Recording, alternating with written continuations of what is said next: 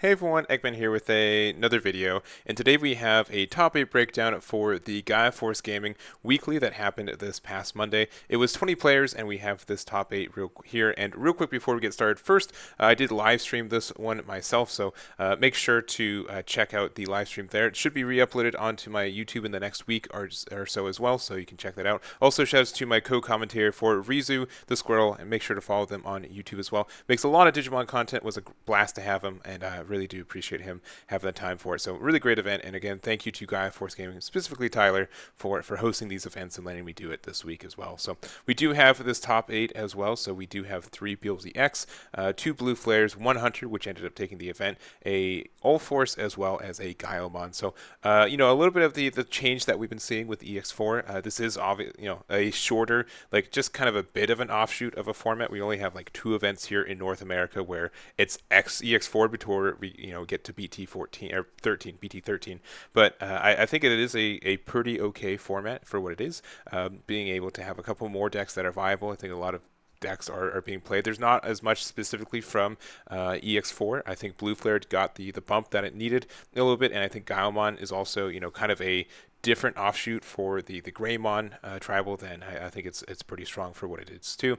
And of course Beelzemon X, even the restriction hitting it and everything else is a pretty strong deck. So we're going to talk about these deck lists, starting off with our first place list here. So this is Justin's first place hunters, and one shouts to Justin, a AZ native here. So big shouts to him for getting it this one. But we've been seeing this deck pretty often. We don't have a lot of variety in the deck list, but only because of how the deck works, and without like any new cards that you are able to add to it, you can only get so much with it. But obviously one good card for this is Quartzmon. I think it's still very strong. There are some decks that kind of have to respect this, and I did see like one match it had against Ulforce where Ulforce just literally couldn't do anything against it. They did have some answers to it, but it's just really hard to out, and some decks still get hurt by it. So I do like the ad there. The Shoutmon rookie, not super common, but it is a nice little ad here. So it just has like it costs 2. It's pretty simple. It has the inherited of delete something 4K or less, so being able to get some additional destruction there is nice. And we also have the Tuormon,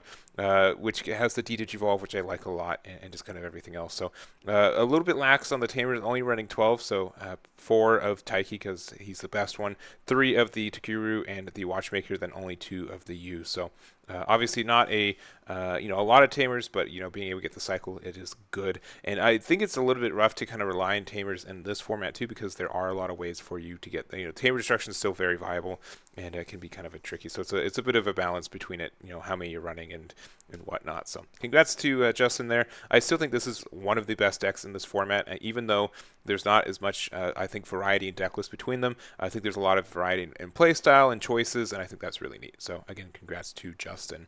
Next up, we have Samantha with their second place Ulforce, and this deck does crumble to the Quartzmon, as I was just saying, but it is still, I think, a really solid deck for what it is. It was doing just okay at the start of BT12, and then I think it got better with the release. Ultimate Cup was in a good spot too, and then we do get like one little new add to it is the Gold Beelzemon.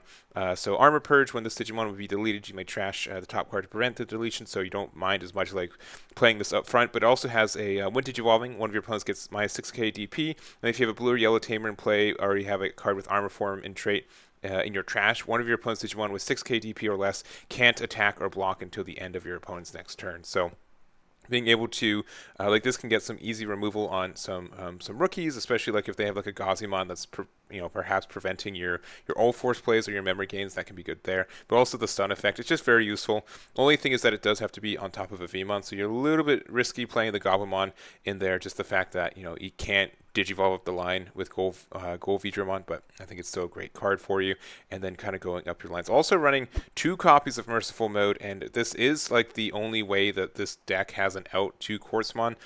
Most are playing only 1, but this one was running 2, and it still had a tough time getting over the Quartz, but I do think this is a great card, especially since you can Ulforce into Ulforce X into the Merciful Mode, which means you get to get like a double deletion, which is really cool and nice for the deck. And I think that's something that should be stated too. So anyways, I do like Ulforce, and congratulations to Samantha for their second place finish there. Next up, we have Gaiomon. So we do have the new kind of support for Gaiomon, and I've always kind of had an issue with separating these deck lists. Right now, I think it's more Gaiomon, just with how the engine works and everything else. But it's just Greymon tribal in a lot of ways. But the new card is the Gaiomon from EX04. It has this this is treated as having Greymon in its name. Also, when Digivolving, delete one of your opponent's Digimon with a play cost of 13 or more. If no Digimon was deleted by this effect, trash the top card of your opponent's security stack. So it can get rid of something bigger or just get the damage there. But then also end of turn, if you have a Tamer in play, this Digimon may Digivolve into one card with Gaiomon in its name for a play cost of 13 or more. Ignoring its cost and without paying requirements are cost too. So. And essentially, you get to the reduction there. The fact that this also counts as a Greymon means Yuya can help it too. The fact that Tai can help it, as well as Cool Boy, you can get extra memory. Sometimes you can keep it your turn too. You can do this effect and then keep it your turn. And even though you aren't keeping your turn, you still get to get the blitz and reboot and just everything else. So I think this is a very strong card in its own right, and it just helps out. Just the ping damage you can do with this. It also just has a lot of interaction with your stuff. You do have a lot of Tamer destruction with Black Rogue Ray and Hades Force, as we saw in the tournament too, and just the rest. The bottom end is just kind of what we understand. I do like the BT8 Metal Gray with this line, just so for kind of more control, and you do even being able to blitz with attacking into something with the inheritable with Metal Gray means you can get some good destruction too. So I like this deck a lot, and congratulations to Daniel for getting third place here. Next up we have Jacob with their fourth place Blue Flare, and as I kind of said earlier, Blue Flare is in I think a really good spot right now. There's a lot of good cards that got just the fact that it's got its own new line, which is fantastic. And the fact that a lot of the pieces for the new stuff, I don't think any of these are really expensive right now either. But obviously we do have the new Metal Greymon with the on play. This Digimon gains Rush for the turn. Then also if you Digicross, you get the Trash 2 cards from underneath your Digimon. And you get to choose the cards too, which is nice.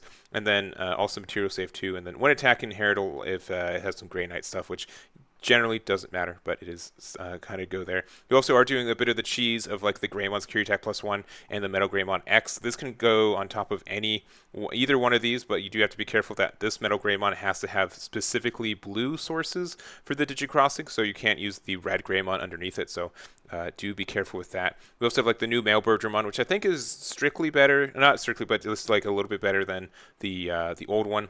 Just the fact that it does have an ice wall effect on play, but also jamming, and as the inheritable is a little bit better than stunning more of the times than not, and then just kind of the other pieces. So you're running a little bit more, a little bit less of the Karihas, and the fact that you're not playing any of the old one. We're playing the Yuyas instead. So if you have 2 or more memory or less, set up to the memory thing, but also when one of your Digimon digivolves into a Digimon with Greymon in its name, so you can go up the chain.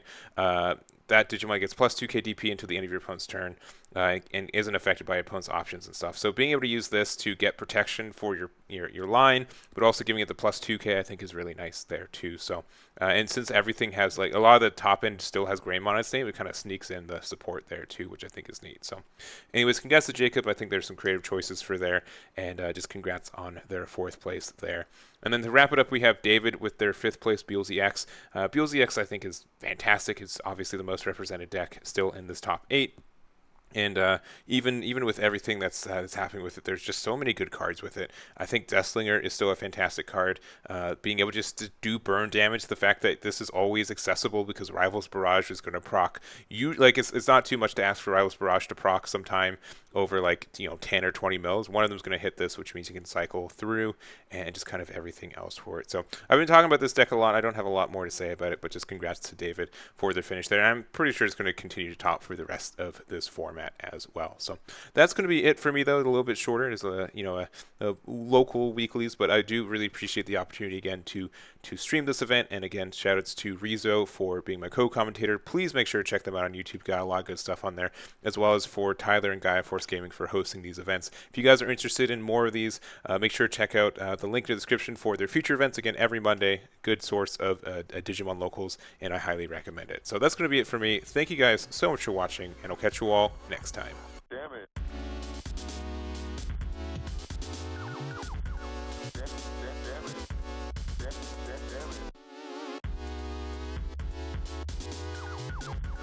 it.